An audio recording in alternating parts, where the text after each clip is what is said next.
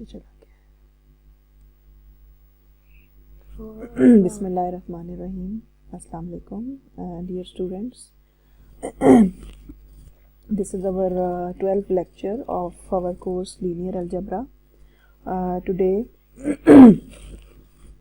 our topic is basis and dimension.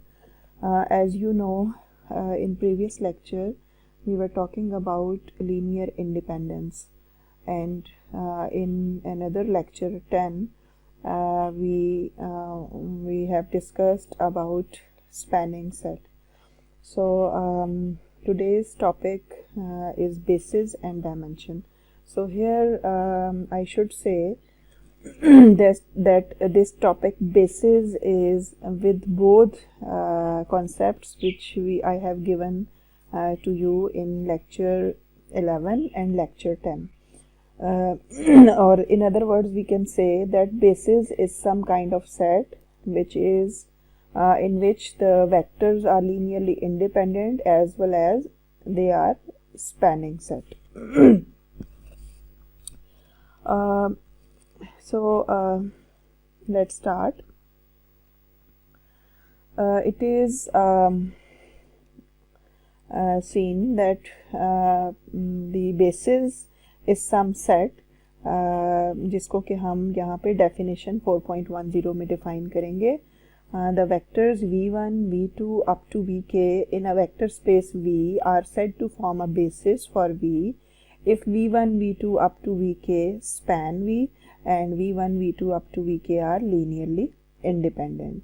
So a set of vectors is that is contained in a vector space V that is known as basis. उसको हम basis कहेंगे जबकि वो सारे vectors जो हैं उस वेक्टर स्पेस V को स्पैन भी कर रही हो, जनरेट कर रही हो लीनियर कॉम्बिनेशंस के थ्रू, और दूसरी बात कि ये सारे वेक्टर्स जो हैं ये लीनियरली इंडिपेंडेंट भी हों.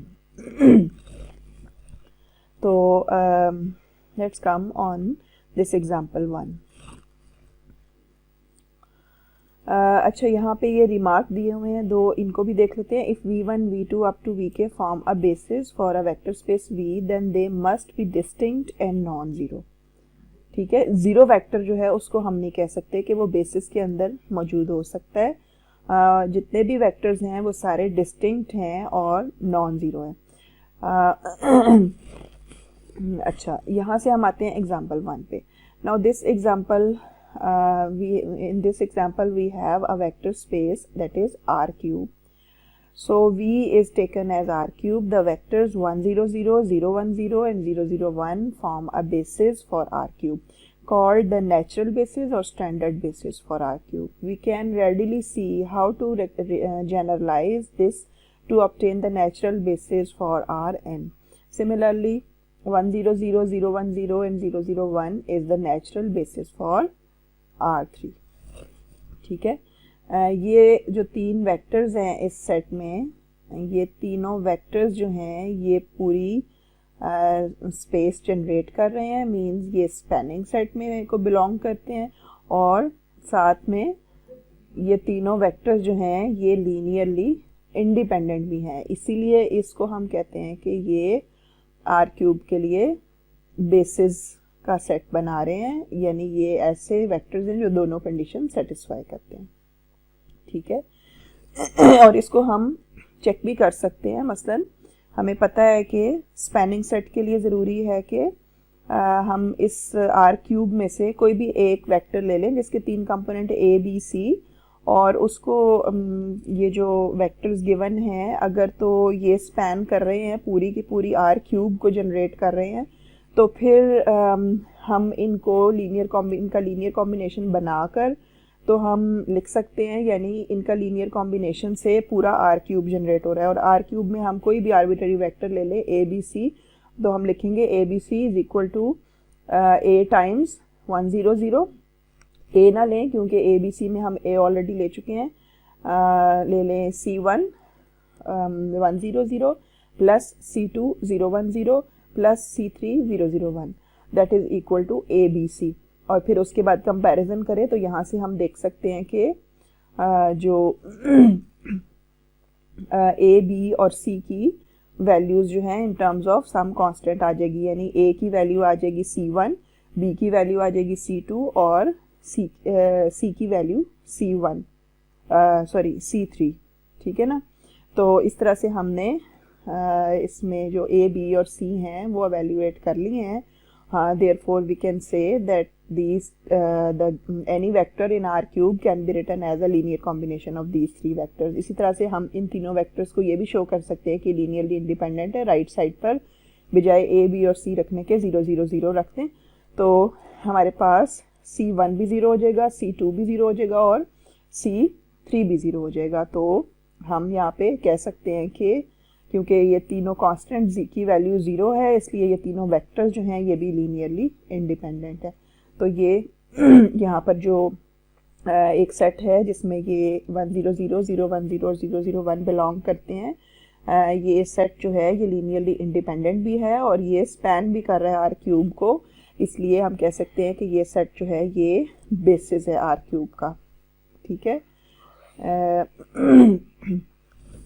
तो यहाँ पे जो है ये जो नेचुरल बेसिस है R³ के लिए उसको नॉर्मली जैसे 1 0 0 वेक्टर है, इसको हम I वेक्टर भी ले लेते हैं, यानी ऐसा यूनिट वेक्टर जो x डायरेक्शन में होता है और उसका x कंपोनेंट 1 होता है, बाकी दोनों कंपोनेंट 0 होते हैं। इसी तरह से j वेक्टर 0 1 0 y की डायरेक्शन में और k इज 0 0 1, ठीक है, ये ऑलरेडी हमें पता है। और हम किसी भी वेक्टर को लिख सकते हैं a1i plus a2j plus a3k in R³ right।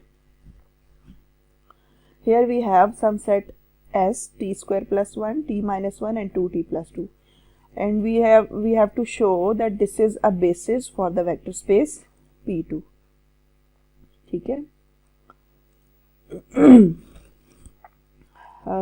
Now here if we want to see first condition, that is if we try to see that this set is a spanning set for P2, then it must generate any arbitrary polynomial in P2। और P2 आपको पता है कि P2 जो है उसमें maximum जो degree है वो 2 होती है और कम भी हो सकती है। तो P2 का कोई भी एक आर्बिट्ररी हमने यहाँ पे वेक्टर ले लिया या पोलिनोमियल ले लिया a² plus bt plus c। तो इस आर्बिट्ररी पोलिनोमियल को अगर ये तीनों वेक्टर्स या तीनों पोलिनोमियल्स मिलके जनरेट कर रहे हैं तो ये इस वेक्टर को हम लिख सकते हैं that is a linear combination of these three vectors a1 t² plus 1 plus a2 t minus 1 plus a3 2t plus 2। तो अब अगर हम दोनों साइड्स पर कंपैरिजन कर लें, t² के कोफिशिएंट t के और कांस्टेंट टर्म्स को कंपेयर कर लें, तो हम यहाँ पे ये तीन इक्वेशंस बना सकते हैं, ठीक है।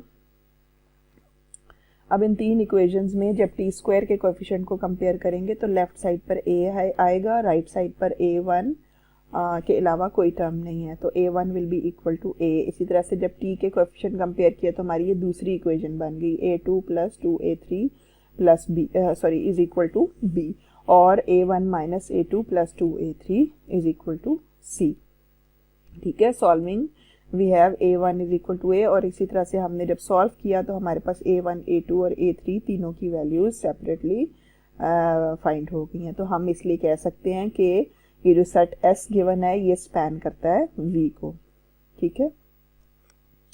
अब दूसरी कंडीशन पे आते हैं जहाँ पर कि हम ये देखते हैं कि क्या ये वेक्टर्स जो हैं ये लीनियरली इंडिपेंडेंट भी हैं।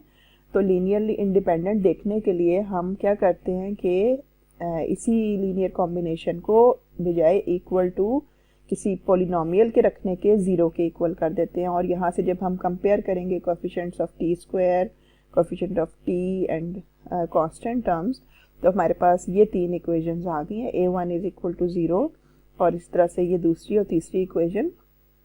तो ये जो हमारे पास सिस्टम आया है ये होमोजीनियस सिस्टम आया है, और इसमें हमारे जो a1 की वैल्यू 0 है, जब a1 की वैल्यू यहाँ 0 डालते हैं तो थर्ड इक्वेशन में से a1 ख़त्म हो जाता है, और ये दोनों इक्वेशंस जो हैं a2 और a3 में रह जाती हैं। तो अगर हम दोनों इक्वेशंस को ऐड कर लें तो a2 भी कैंसिल हो जाता है, 2a3 plus 2a3 is equal to 4a3 that is equal to 0, तो यहाँ से हमें a3 भी 0 मिल जाता है। a3 की वैल्यू 0 रखें, इन दोनों में सेकेंड इक्वेशन में रख लें, तो यहाँ से हमें a2 की वैल्यू भी 0 आ जाती है।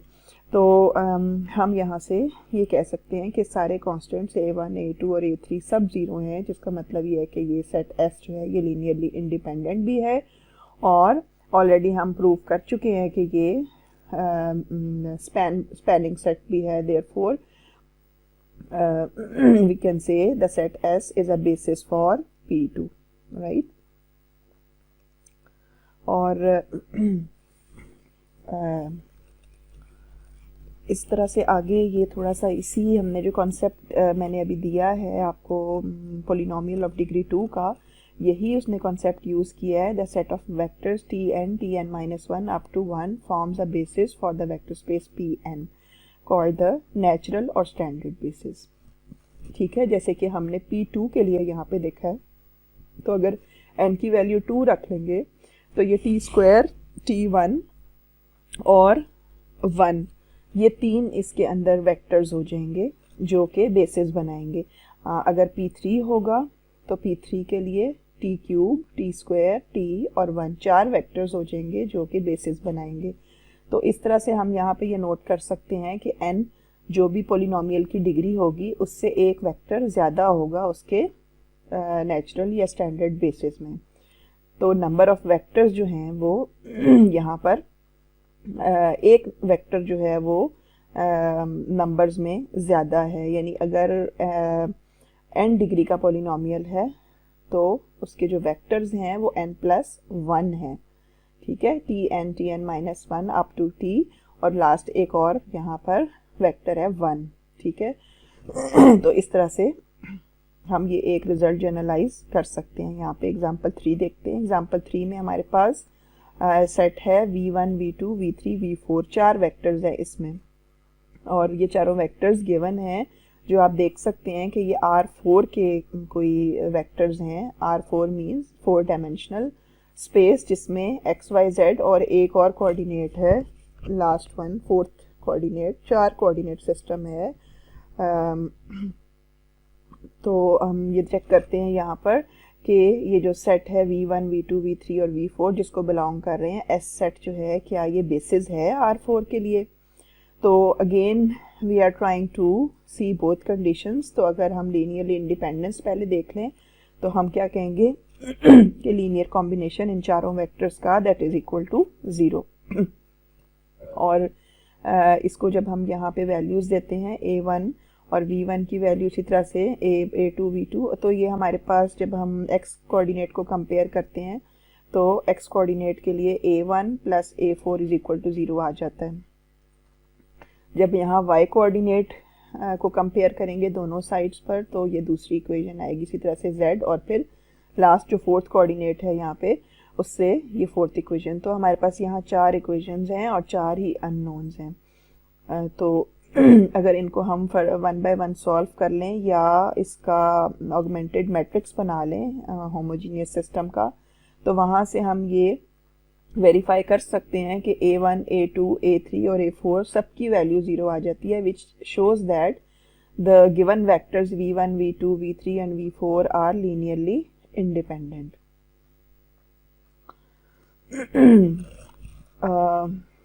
और इस तरह से फिर हम सेकंड कंडीशन पे आते हैं।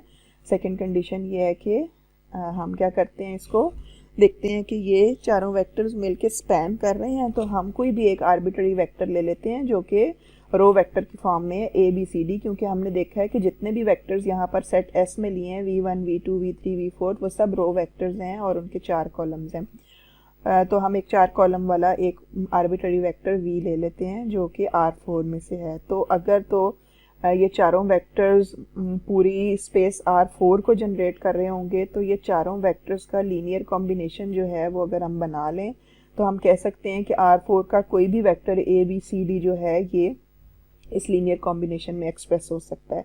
तो राइट साइड पे बजाय 0 रखने के हम यहाँ पर ये आर्बिट्ररी वेक्टर v ले लेते हैं, और यहाँ पे जब हम v के सारे कंपोनेंट्स लिखेंगे v1 v2 v3 और v4 को खोल के इसके चारों कंपोनेंट्स लिखेंगे और फिर उसके बाद इक्वेशंस 4 जो बनती हैं उसमें हम कंपैरिजन करें तो जो फर्स्ट इक्वेशन है ये यहाँ पर हमें नज़र आ रही है, जहाँ पर हमने 0 रखा था, तो हम यहाँ पे लिखेंगे a1 plus a4 is equal to a x component जब कंपेयर किया। इसी तरह से a2 plus 2a3 will be equal to b, इसका y कंपोनेंट है। इसी तरह से ये हमारे पास फिर 4 इक्वेशंस आ जाएंगी, जिसमें आपके राइट साइड पर सिर्फ चेंज आएगा a, b, c और d, ठीक है।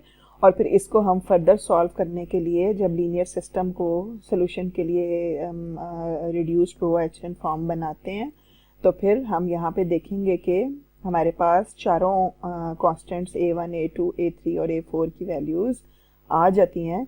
देयरफॉर यहाँ पर यानी सोल्यूशन फाइंड हो जाता है। ऐसी कोई सिचुएशन नहीं आती कि 0 इज़ इक्वल टू 5, या ऐसी कोई सिचुएशन नहीं आती कि हम कहें कि इसका सोल्यूशन एग्जिस्ट नहीं करता। तो कोई यहाँ पर ऐसा सोल्यूशन आ जाता है, a1, a2, a3 और a4 चारों की कोई ना कोई वैल्यू यहाँ पे जनरेट हो जाती है। इसीलिए हम कह सकते हैं कि ये जो सेट S है, जिसमें v1, v2, v3 और v4 चारों बिलोंग कर रहे हैं, तो ये सेट S जो है ये स्पैनिंग सेट भी है R4 के लिए। तो इसलिए ये दोनों प्रॉपर्टीज़ होल्ड करता है जो हमारा सेट S है। Therefore this is a basis for R4, right. अब हम आते हैं एक एग्जाम्पल पे जो मैट्रिसेस की एग्जाम्पल है, और इसमें 2 by 2 मैट्रिसेस हैं। This is the set W of all 2 by 2 matrices with trace equal to 0 is a subset of M22। तो इस एग्जाम्पल में हम M22 के जिसके अंदर 2 रोज और 2 कॉलम वाले मैट्रिसेस हैं, उसका एक सबसेट ले रहे हैं, जो कि जिसमें ऐसे मैट्रिसेस ले रहे हैं कि जो जिनकी ट्रेस 0 है। यानी ट्रेस का मतलब क्या है कि इसके जो डायगोनल एंट्रीज हैं उनको ऐड करें तो आंसर 0 आता है।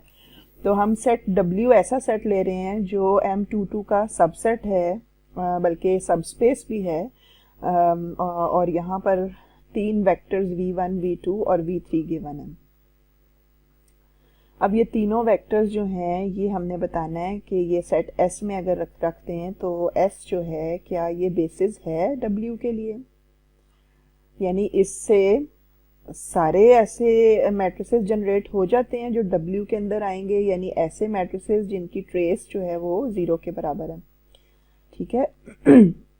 तो हमारा वही तरीकाकार है, कोई चेंज नहीं है इसमें, प्रोसीजर एक ही है, लेकिन प्रॉब्लम सारे डिफरेंट है। तो इस चीज़ को अंडरस्टैंड करने की ज़रूरत है कि यहाँ पे हम पहले ये देखेंगे कि क्या ये सेट जो हैं ये v1, v2 और v3 ये तीनों आपस में लीनियरली इंडिपेंडेंट हैं।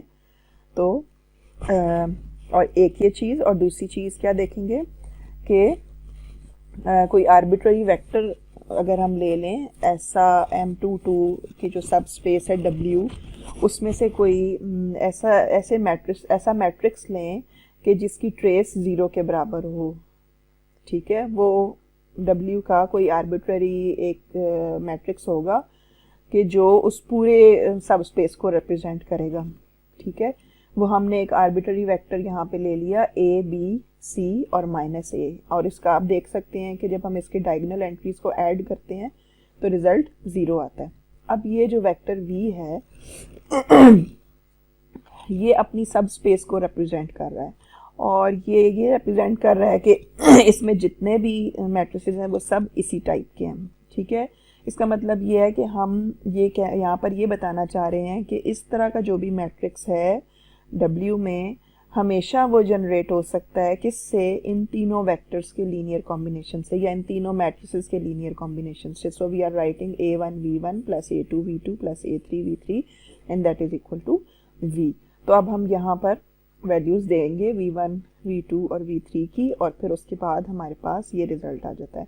क्योंकि a1 को जब हम v1 से मल्टीप्लाई करेंगे तो सारी एंट्री 0 हैं, सिर्फ ये एक एंट्री a1 दे देगी 1, 2 प्लेस पर। तो ये 1, 2 प्लेस पे हमारे पास ये देख लें राइट पर ये एंट्री आ रही है।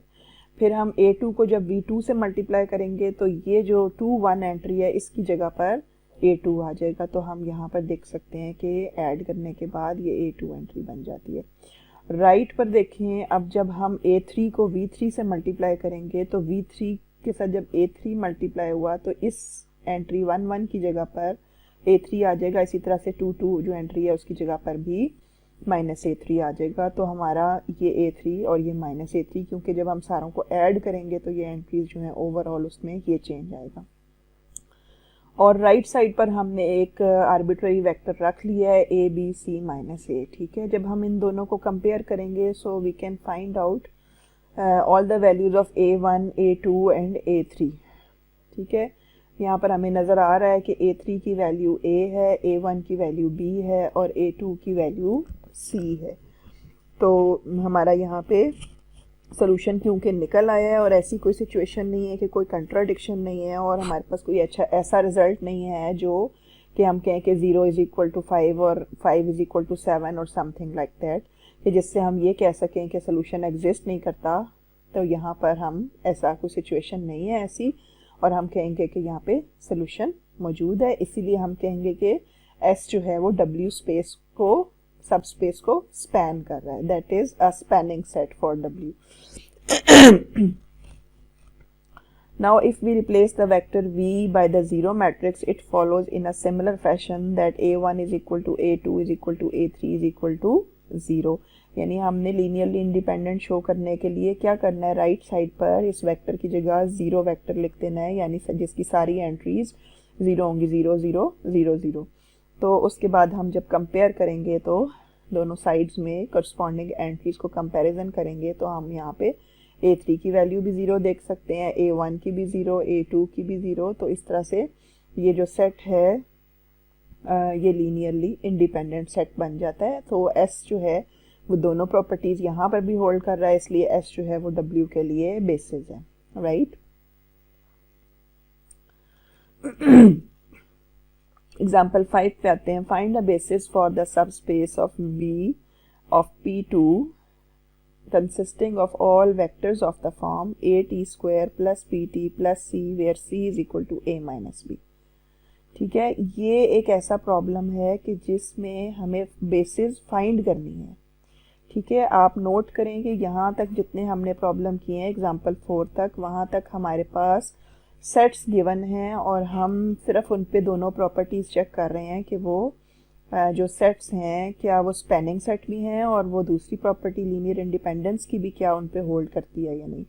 तो ये पहली हमारे पास एग्जांपल है जिसमें हम ये कर रहे हैं कि बेसिस को पहले फाइंड कर रहे हैं, ठीक है। अब थोड़ा सा हमारा काम मुश्किल हो गया। अब हमने क्या करना है, अब बेसिस हमारे पास ऑलरेडी सेट मौजूद नहीं है, बल्कि बेसिस हमने फाइंड करना है। हमने ऐसा सेट फाइंड करना है कि जो सब स्पेस V जो है P2 की उसको जनरेट कर रहा है, जिसमें कि ये P2 की कोई सब स्पेस है। P2 मीन्स ऐसे पॉलिनोमियल्स जिनकी डिग्री 2 है या 2 से कम है। तो इसकी कोई सब स्पेस है V, जिसमें के सारे वेक्टर्स जो हैं वो किस तरह के हैं, AT² plus PT plus C, जहाँ पर के C की वैल्यू है A minus B, राइट। तो हम यहाँ पर देखते हैं कि इसको किस तरह से हैंडल करना है। Every vector in V is of the form. अब ये जो V सब स्पेस है इसमें इन्होंने बता दिया है कि कैसे वेक्टर्स हैं, AT² plus BT plus C where C is equal to A minus B। तो अगर C की जगह हम यहाँ पर A minus B रख लें तो हमारे पास इसमें V में इस तरह के सारे वेक्टर्स हैं, ठीक है। अब यहाँ पे आप देख सकते हैं कि A जो है दो टर्म्स में कॉमन है। अगर हम A को बाहर रख लें तो T² plus 1 plus B भी कॉमन है तो T minus 1 है। अब ये जो हमारे पास V के अंदर जितने भी वेक्टर्स हैं वो इस फॉर्म के हैं, और इस फॉर्म के वेक्टर्स ये किस फॉर्म का है, ये आपको नज़र आ रहा होगा कि A कोई कांस्टेंट मल्टीप्लाई हो रहा है इस वेक्टर के साथ और B कांस्टेंट मल्टीप्लाई हो रहा है इस वेक्टर के साथ। तो ये लीनियर कॉम्बिनेशन है इन दोनों वेक्टर्स का। तो जितने भी वेक्टर्स हैं वहाँ पे वो इन दोनों वेक्टर्स के लीनियर कॉम्बिनेशन की फॉर्म में एक्सप्रेस किए हुए हैं। तो हम यहाँ से इन दोनों वेक्टर्स को रिकग्नाइज कर सकते हैं कि ये दो वेक्टर ही वो हो सकते हैं जो कि हम देख सकते हैं, जिसको हमें ये चेक करना बाकी है कि ये दोनों जो हैं ये लीनियरली इंडिपेंडेंट भी है, क्योंकि यहाँ से ये तो रिप्रेजेंट हो रहा है कि ये दोनों वेक्टर्स जो हैं ये इनका लीनियर कॉम्बिनेशन अगर लिखते हैं तो ये हमारे पास जो गिवन V जो है सब स्पेस उसके अंदर इसी तरह के वेक्टर्स हैं, ठीक है, उन्हीं के लीनियर कॉम्बिनेशंस हैं। तो ये एक चीज़ तो हमने यहाँ से शो कर दिया। दूसरा हमने ये देखना है कि क्या ये जो वेक्टर्स हैं t² + 1 और t-1 ये लीनियरली इंडिपेंडेंट भी हैं, जिसको कि यहाँ पर हमने देखा है लीनियर इंडिपेंडेंस की डेफिनेशन के मुताबिक कि इसको हमने इक्वल टू 0 रख दिया लीनियर कॉम्बिनेशन को, और फिर वहाँ से हमें ये देखना है कि क्या a1 की वैल्यू और a2 की दोनों की वैल्यू 0 आती हैं, ताकि हम ये बता सकें कि ये दोनों वेक्टर्स जो हैं लीनियरली इंडिपेंडेंट भी हैं। ठीक है, तो यहाँ पे हमने क्या किया है, a1t² + a2t + a1 - a2 थोड़ा सा इन टर्म्स को रीअरेंज किया है। तो यहाँ से जब हम कंपेयर करेंगे दोनों साइड्स पर t² का कोफिशिएंट, t का और कांस्टेंट टर्म्स को जब कंपेयर करेंगे तो हम यहाँ पे लिख सकते हैं कि a1 = 0 and a2 = 0 and a1 - a2 = 0 means a1 = a2। तो यहाँ से हमें ये रिजल्ट जनरेट होता हुआ नज़र आ रहा है कि a1 और a2 दोनों की वैल्यू 0 हैं, which represent that this set is a linearly independent set. यानी ये जो दोनों वेक्टर्स हैं इनको हम सेट S में रख सकते हैं, और सेट S जो है वो हमारा क्या है, वो बेसिस भी यहाँ पर हम देख सकते हैं कि शो हो रहा है कि वो दोनों प्रॉपर्टीज़ होल्ड कर रहा है, यानी एक स्पैन भी कर रहा है स्पेस V को, और दूसरा वो लीनियरली इंडिपेंडेंट भी है। ठीक है, यहाँ से हम एक और डेफिनेशन दे सकते हैं कि vector space V is called finite dimensional if there is a finite subset of V that is a basis for V। ठीक है, सेट जो वेक्टर स्पेस V है वो फाइनाइट डायमेंशनल हम उसको कह सकते हैं अगर कोई उसका सबसेट फाइनाइट हो जो कि सेट V के लिए बेसिस हो। ठीक है, यानी जिस तरह के हमने यहाँ पर किया है कि हमारा ये जो बेसिस सेट है उसमें दो वेक्टर्स हैं, तो ये फाइनाइट वेक्टर्स हैं, फाइनाइट सबसेट है, तो इसलिए हम कह सकते हैं कि इससे जो वेक्टर स्पेस बनती है वो भी फाइनाइट डायमेंशनल होगी। If there is no such finite subset of V then V is called infinite dimensional. तो अगर कोई फाइनाइट सबसेट नहीं है V का तो हम कहेंगे कि ये जो वेक्टर स्पेस है वो भी इनफाइनाइट डायमेंशनल है। ठीक है, अब हम आते हैं किसी ऐसे तरीक़ाकार पे कि हम जो है बेसिस वो जनरेट करने के लिए, क्योंकि अब बच्चों जिस तरह से हमने इस एग्जांपल में देखा है कि बेसिस के लिए अगर वेक्टर्स गिवन नहीं हैं तो फिर हमें उसको ख़ुद थोड़ा सा उसको वर्कआउट करना पड़ेगा कि हम कैसे वो वेक्टर्स फाइंड करेंगे कि जो पूरी वेक्टर स्पेस को स्पैन कर रहे हैं और साथ साथ वो लीनियरली इंडिपेंडेंट भी हैं, यानी कि वो जो सेट है वो बेसिस है। ठीक है, यानी बेसिस को हम किस तरह से अब फाइंड किस तरह से कर सकते हैं। ठीक है,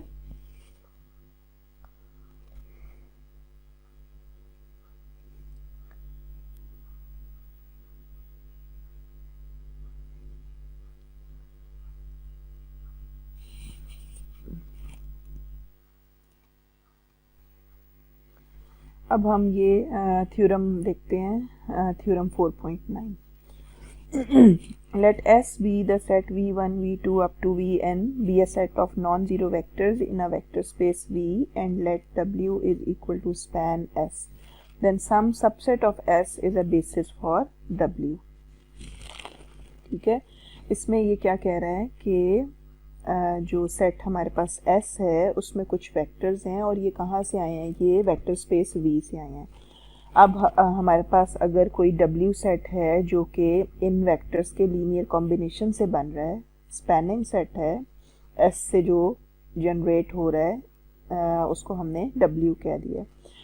then some subset of S is a basis for W। इसका मतलब क्या है कि ये जो W बना है इन सब वेक्टर्स के लीनियर कॉम्बिनेशन से, इस W का कोई और सबसेट हो सकता है कि जो कि बेसिस होगा W के लिए। ठीक है, यानी ये जो स्पैन के अंदर वेक्टर्स हैं ये सब लीनियरली इंडिपेंडेंट होने ज़रूरी नहीं है स्पैन S में, यानी इन सब वेक्टर्स के जो लीनियर कॉम्बिनेशन से जो वेक्टर्स बन रहे हैं वो सारे के सारे जो हैं वो लीनियरली इंडिपेंडेंट नहीं होंगे, बल्कि हो सकता है कि कुछ इसमें वेक्टर्स जो हैं वो डिपेंडेंट हों। ठीक है, तो इसका कोई सबसेट हो सकता है, यानी कुछ वेक्टर जिसमें से रिमूव कर दिए जाएं सेट एस में से, तो वो बेसिस हो सकता है डब्ल्यू के लिए।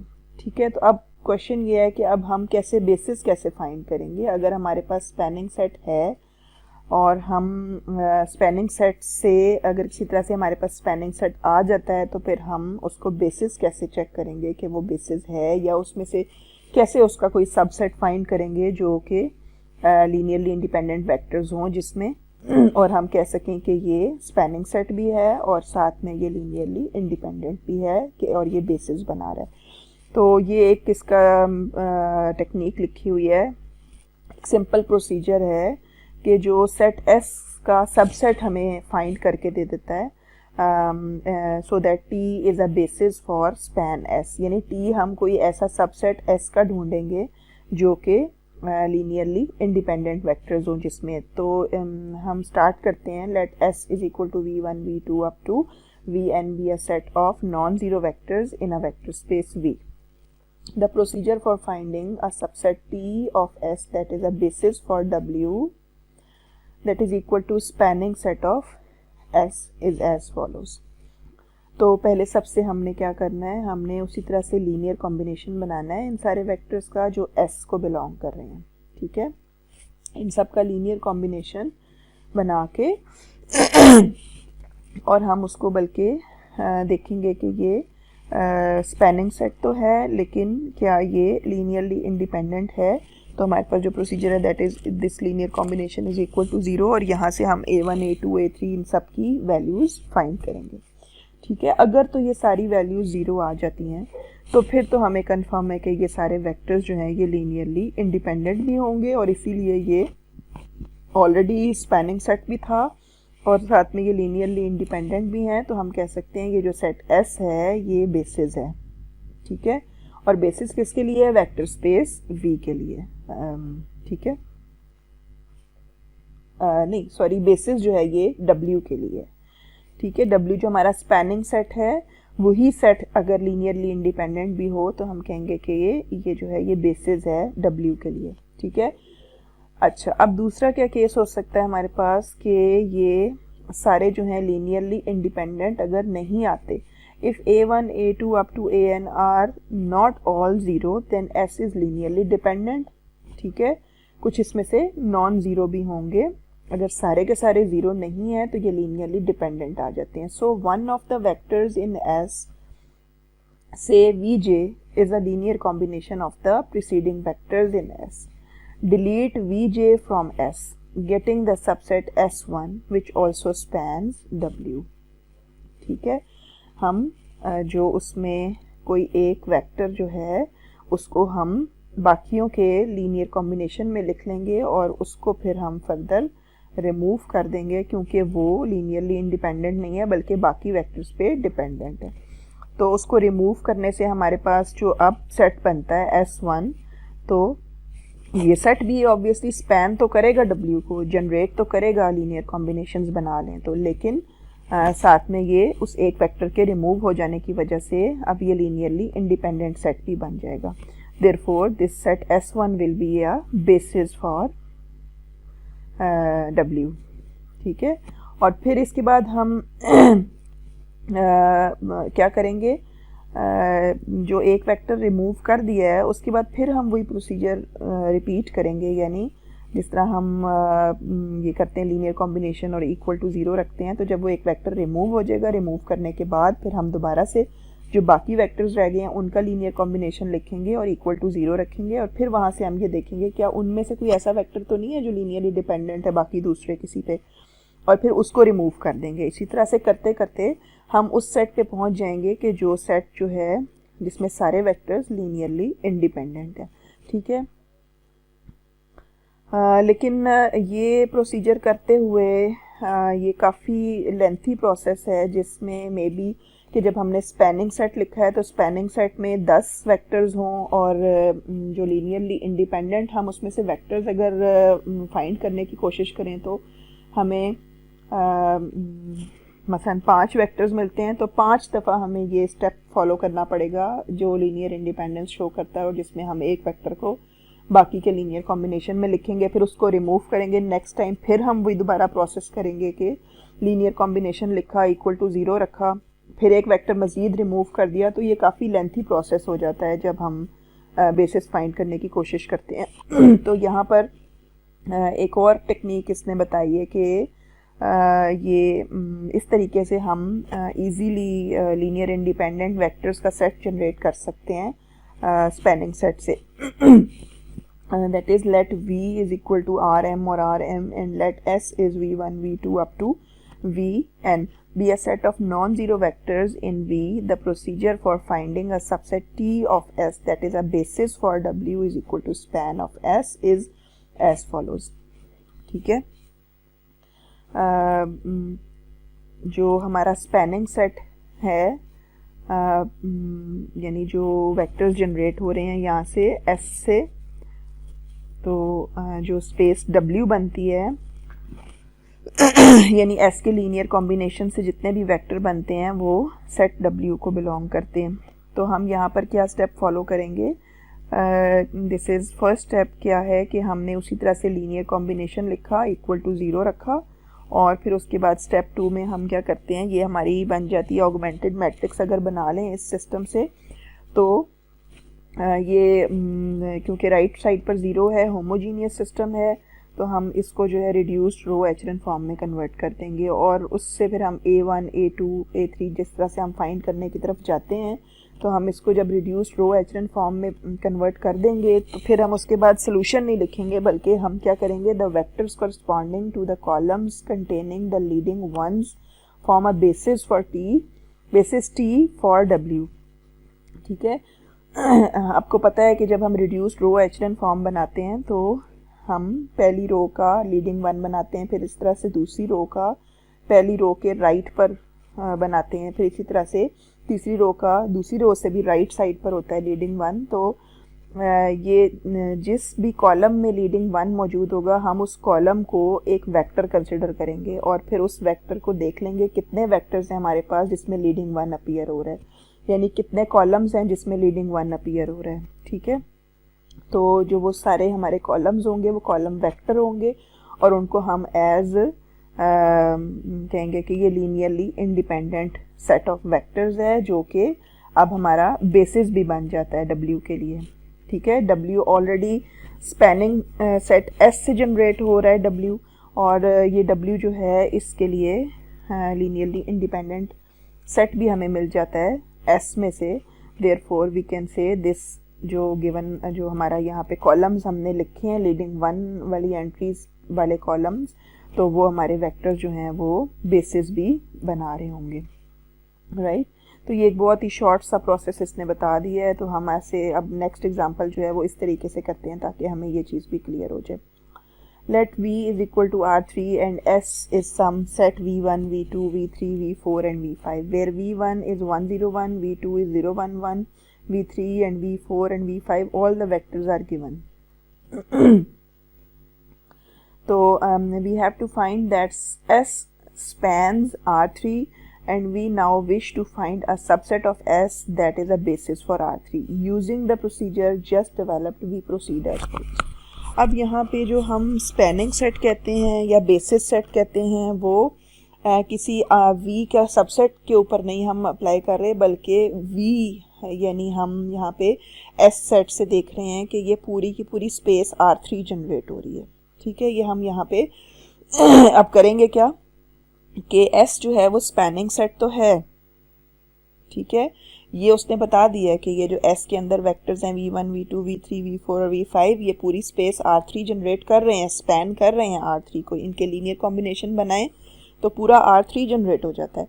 लेकिन इसके साथ साथ उसने ये नहीं बताया कि इनमें से कौन से वेक्टर लीनियरली इंडिपेंडेंट है। तो हम यहाँ पर सिस्टम बनाएंगे लीनियर इंडिपेंडेंस के लिए, जिस तरह हम सिस्टम लिखते हैं राइट साइड पर 0 0 0 वेक्टर लिख दिया, A1 V1 plus A2 V2 plus A3 V3 plus A4 V4 plus A5 V5। तो इस तरह से हमने ये सिस्टम ऑफ इक्वेशन लिखा जिसमें कि 5 अननोन्स हैं और 3 इक्वेशंस हैं, और इसके लिए हमने ऑगमेंटेड मैट्रिक्स लिखा। ठीक है, augmented matrix for homogeneous system. अब इसमें आप देखें कि जब इसको रिड्यूस्ड रो एचरन फॉर्म में लेकर गए हैं तो लीडिंग वन वाले कॉलम्स कौन से हैं? ये पहला है, दूसरा है, तीसरा नहीं है, क्योंकि तीसरी जो हमारी रो है उसमें जो वन होगा वो लीडिंग वन है, और ये जो लीडिंग वन है अपनी रो का ये जिस कॉलम में आ रहा है ये इस वेक्टर को हम कंसिडर करेंगे। तो हमारा वेक्टर 1 0 0, दूसरा वेक्टर दूसरा कॉलम है 0 1 0, और तीसरा वेक्टर 0 0 1 है, यानी वो सारे कॉलम्स हैं जिनमें के लीडिंग वन अपनी अपनी रो का जो है वो भी मौजूद है। तो इस तरह से हमें V1 यहाँ पे आप देख सकते हैं कि 1 0 0 कौन सा वेक्टर है?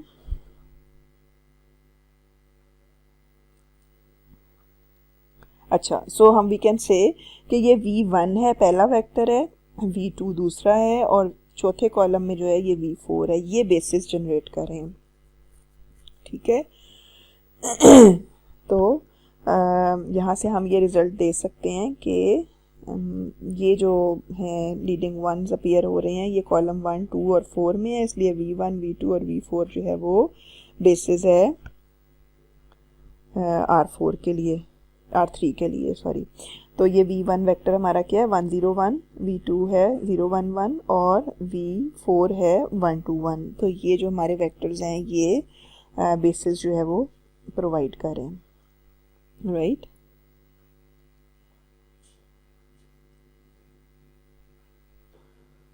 अच्छा, यहाँ पर मैं अब डायमेंशन की बात करूँगी। लास्ट एक छोटा सा हमारा ये टॉपिक है, आज के लेक्चर से रिलेटेड ही है, तो इसलिए इसको आज ही कंप्लीट कर लेते हैं। जिस तरह के हमने अभी फाइनाइट डायमेंशनल और इनफाइनाइट डायमेंशनल वेक्टर स्पेस की बात की है, तो dimensional the dimension of a non zero vector space is the number of vectors in a basis for V. तो हमने जो बेसिस अभी लिखा था जैसे V1 V2 और V4 उसको बिलोंग कर रहे थे, 3 वेक्टर्स थे। We often write dimension of V for the full spelling with dimension of V. We also define the dimension of the trivial vector space 0 to be 0.